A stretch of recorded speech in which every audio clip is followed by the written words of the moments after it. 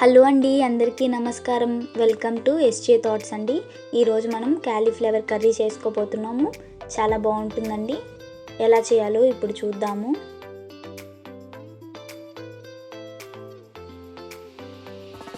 ముందుగా క్యాలీఫ్లవర్ తీసుకోవాలండి. ఒక 2 ఆనియన్స్ని ఇలా కట్ చేసుకోవాలి. కొంచెం అల్లం తీసుకోవాలి, కొన్ని తెల్లగడ్డ రెవ్వలు, కొంచెం పచ్చి కొబ్బరి తీసుకోవాలండి. ఇప్పుడు ఇవన్నీ ఒక మిక్సర్ జార్లోకి వేసుకోవాలండి. ముందుగా ఆనియన్స్, కొంచెం అల్లం,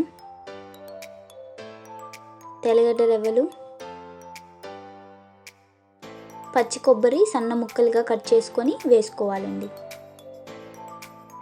ఇప్పుడు ఇదంతా మనం ఒకసారి మిక్సీకి వేసుకొని గ్రైండ్ చేసుకోవాలి. చూసారు కదండి, ఆ మాత్రం పేస్ట్గా వస్తే సరిపోతుంది.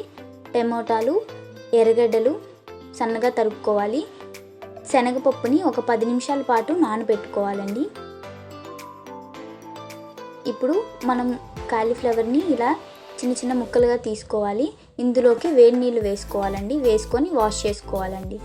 ఒక ప్యాన్లోకి ఆయిల్ వేసుకొని ఆవాలు, జీలకర్ర, ఎండుమిరపకాయ వేసుకోవాలి, కొంచెం కరివేపాకు. ఇప్పుడు ఇందులోకి మనం ముందుగా కట్ చేసి పెట్టుకున్న ఆనియన్, టమోటా వేసుకోవాలండి.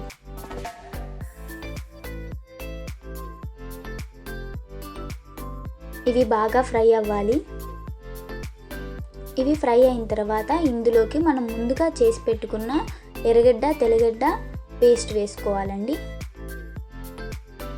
అది కొంచెం మగ్గిన తర్వాత పచ్చివాసన పోయేంత వరకు మగ్గనివ్వాలండి. కొంచెం పసుపు, సాల్ట్ వేసుకోవాలి. పచ్చివాసన పోయేంత వరకు మగ్గనివ్వాలండి. ఇందులోకి క్యాలీఫ్లవర్ ముక్కలు వేసుకోవాలండి. మనం ముందుగా వేడి నీళ్ళల్లో కడిగి పక్కన పెట్టుకోవాలి ఈ ముక్కల్ని. అవి ఇందులోకి వేసుకోవాలండి.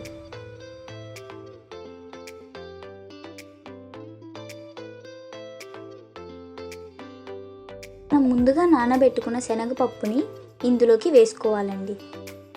10 నిమిషాల పాటు నానబెట్టుకుంటే సరిపోతుందండి.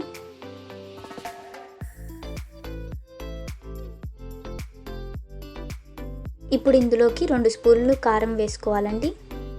కొంచెం ధనియాల పొడి, 1 కప్పు నీళ్ళు వేసుకుంటే సరిపోతుందండి. అంటే గ్రేవీ టైప్ అయితే 1 కప్పు నీళ్ళు సరిపోతుందండి. దీన్ని మనం లో ఫ్లేమ్లో 10 నిమిషాల పాటు ఉడకబెట్టుకోవాలి. క్యాలీఫ్లవర్ ఉడికేంతవరకు ఉంటే సరిపోతుంది. కొంచెం నిమ్మరసం పిండుకొని కొంచెం కొత్తిమీర వేసుకున్నామంటే టేస్టీ అయిన క్యాలీఫ్లవర్ కర్రీ రెడీ అయిపోయినట్టే అండి. మనం ఇంకా టేస్ట్ చూడడమే లేట్. చాలా టేస్టీగా ఉంటుంది. రైస్లోకి అయితే బెస్ట్ కాంబినేషన్ అని చెప్పొచ్చండి. చాలా బాగుంటుంది. మీరు తప్పకుండా ట్రై చేయండి. థ్యాంక్స్ ఫర్ వాచింగ్ అండి. Please do subscribe for our channel.